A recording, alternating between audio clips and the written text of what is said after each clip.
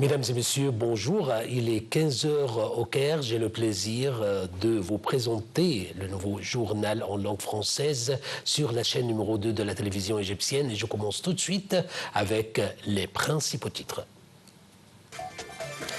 Le ministre des Affaires étrangères, Dr Badr Abdelati, réitère l'importance d'éviter que la région arabe ne sombre dans le chaos total, compte tenu qu'aucun pays ne sera à l'abri de ses répercussions. Au huitième jour de la guerre israélo-iranienne, plus de 30 personnes ont été blessées ce matin à la suite de la chute d'un missile iranien dans le sud d'Israël. Le chef de la diplomatie iranienne déclare que son pays écarte toute négociation avec les États-Unis tant que l'armée israélienne poursuive ses frappes sur le pays. À la une de nos actualités, le ministre des Affaires étrangères, Dr Badr Abdelati, a réitéré l'importance de ne pas étendre le champ de conflit et d'éviter que la région arabe ne sombre dans le chaos total, compte tenu qu'aucun pays ne sera à l'abri de ces répercussions.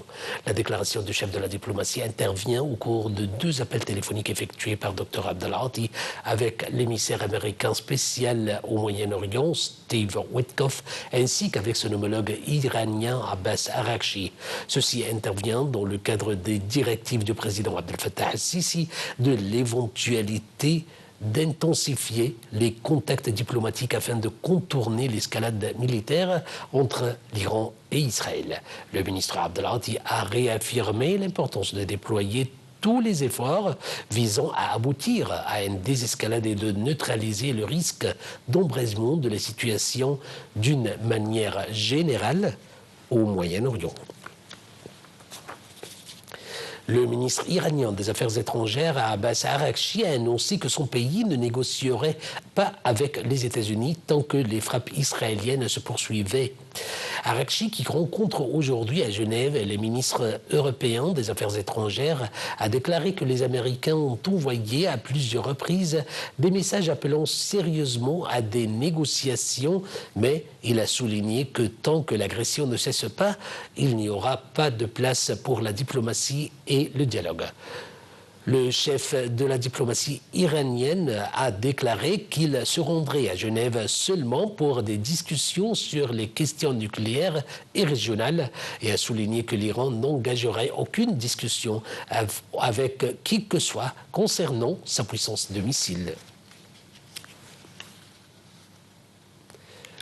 Au 8e jour de la guerre israélo-iranienne, plus de 30 personnes ont été blessées ce matin à la suite de la chute d'un missile iranien à Bir Saba, dans le sud d'Israël. Selon des rapports israéliens, en revanche, de l'occupation israélienne a annoncé la mort d'un savant nucléaire lors d'une frappe de drone sur un immeuble résidentiel à Téhéran.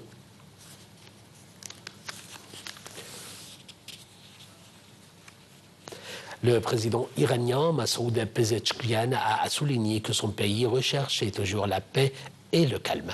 Mais la seule façon de mettre fin maintenant à la guerre, c'est de mettre fin à l'agression israélienne sans condition. Pezeshkian a menacé que la réponse de Téhéran à l'agression israélienne deviendra plus sévère et lui fera regretter ses actes.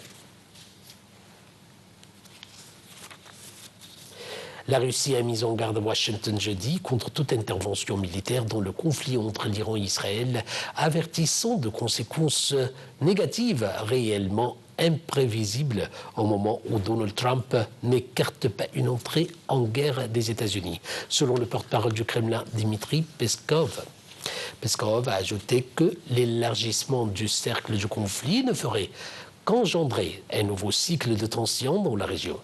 En réponse aux menaces d'assassinat du guide suprême iranien Ali Khamenei, Peskov a indiqué que le changement du régime en Iran est inacceptable, avertissant que son assassinat entraînerait une réaction extrémiste en Iran. Passons en Ukraine, où Vladimir Poutine et Xi Jinping ont fermement condamné les frappes israéliennes en Iran, appelant à un régime à un règlement du conflit voie diplomatique, a annoncé jeudi le Kremlin à l'issue d'un entretien téléphonique entre les présidents russes et chinois. Voici un commentaire.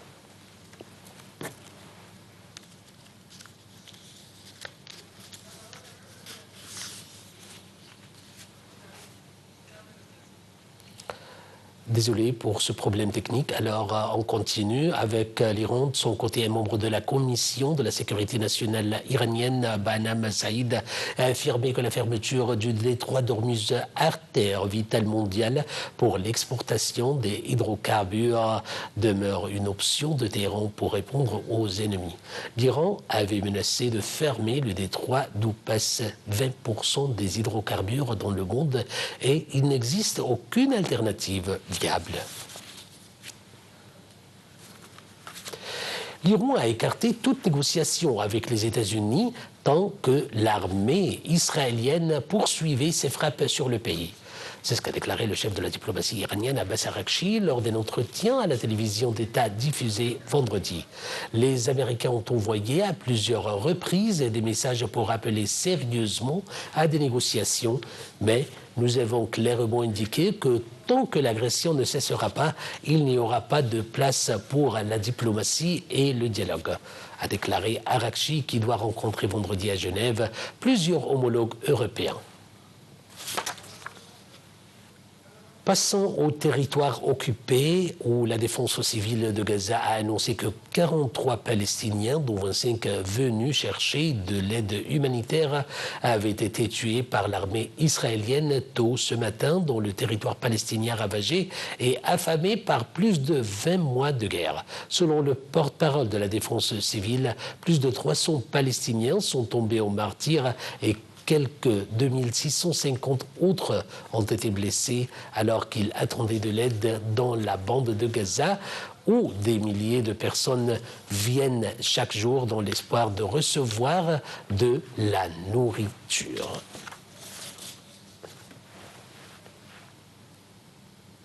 Les forces de l'occupation israélienne poursuivent leur agression contre les Palestiniens qui se trouvent à Tulkarem, au nord-ouest de la Cisjordanie occupée.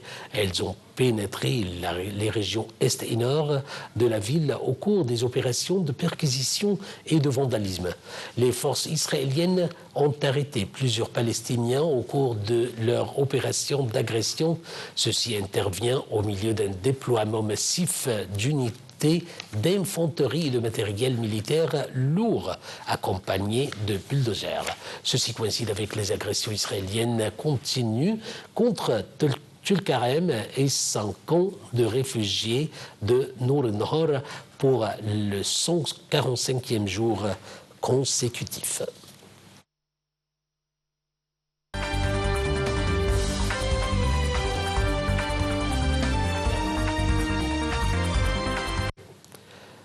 Passons en Europe et spécifiquement en Ukraine où Dmitri Peskov, le porte-parole du président russe, a déclaré que la Russie et l'Ukraine détermineraient conjointement la date du 3e cycle de négociations entre les délégations.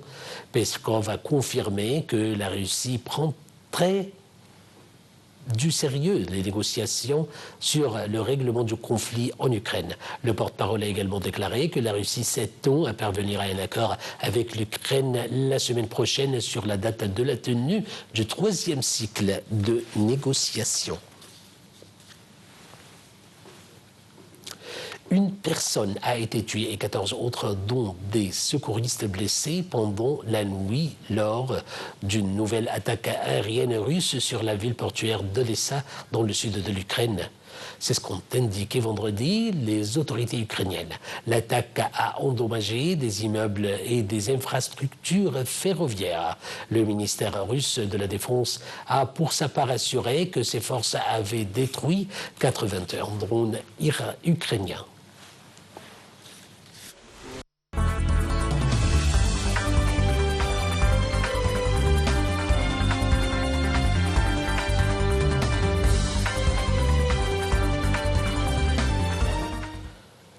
En ce qui concerne la rubrique économie, sur les marchés d'échange, le dollar est en passe de réaliser sa plus forte hausse hebdomadaire depuis plus de mois, alors que les inquiétudes concernant l'escalade de la guerre au Moyen-Orient et son impact potentiel sur l'économie mondiale ont accru la demande de valeurs refuge traditionnellement. L'indice du dollar qui mesure la performance du billet vert face à un panier de 6 devises devrait progresser de 0,45% cette semaine. L'euro a progressé de 0,24% à 1,15 $, tandis que le yen a progressé de 0,1% à 145,35 pour $1.